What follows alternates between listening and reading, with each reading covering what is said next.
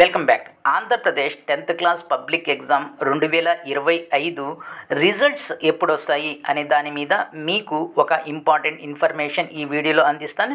Video చివరి వరకు చూసినట్లయితే మీకు రిజల్ట్స్ ఎప్పుడు వస్తాయి, ఎలా వస్తాయి అనేది మీకు క్లియర్గా అర్థమవుతుంది.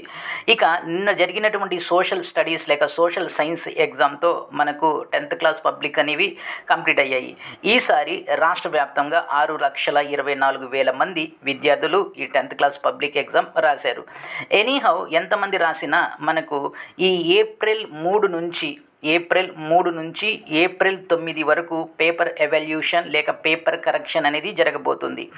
మీకు ఒక చిన్న డౌట్ రావచ్చు, కేవలం ఏప్రిల్ 3 నుంచి ఏప్రిల్ 9 వరకు అంటే 6 నుంచి 7 రోజులు, కేవలం 7 రోజుల్లోనే పేపర్ కరెక్షన్ ఎలా కంప్లీట్ చేస్తారు? దట్టు 6,20,000 మంది విద్యార్థుల పేపర్స్, డిస్క్రిప్టివ్ పేపర్స్ ఏ విధంగా కరెక్షన్ చేస్తారు అని ఒక డౌట్ ఉంటుంది.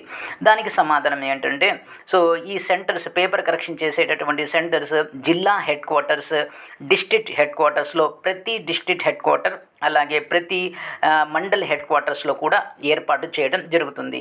అంటే ప్రతి మండల్ హెడ్ క్వార్టర్స్లో కనీసం ఒక సెంటర్, ప్రతి జిల్లా హెడ్ క్వార్టర్స్లో కనీసం 2 సెంటర్స్ని ఏర్పాటు చేయడం జరుగుతుంది.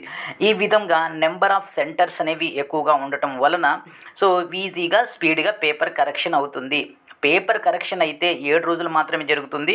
ఆ తర్వాత ఒక పెద్ద ప్రాసెస్ అనేది ఉంటుంది.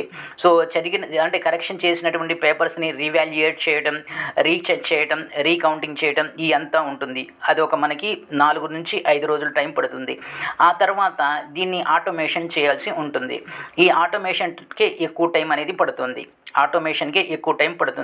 సో ఎనీహౌ ఈ ఆటోమేషన్ అయ్యి మొత్తం రిజల్ట్స్ మొత్తం అయిన తర్వాత ఆంధ్రప్రదేశ్ ప్రభుత్వం ఒక డేట్ని ఫిక్స్ చేసిద్ది. అంటే ఒక విద్యాశాఖ మంత్రి కానీ ఎవరో ఒకళ్ళు రిజల్ట్స్ని అనౌన్స్ చేయాలి కాబట్టి వాళ్ళకి అనుకూలమైనటువంటి ఒక డేట్ చెప్తారు.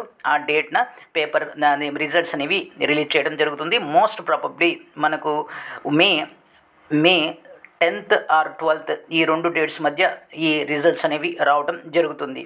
అయితే ఇక్కడ ఆటోమేషన్ ప్రాసెస్ అనేది లాంగ్గా పడుతుంది, అంటే ఎక్కువ టైం పడుతుంది కాబట్టి డిలే అవుతుంది. అండ్ దట్టు రిలీజ్ చేసేటటువంటి దాంట్లో మినిస్టర్స్ ఉండాలి కాబట్టి దానికి కొంచెం టైం అనేది పడుతుంది.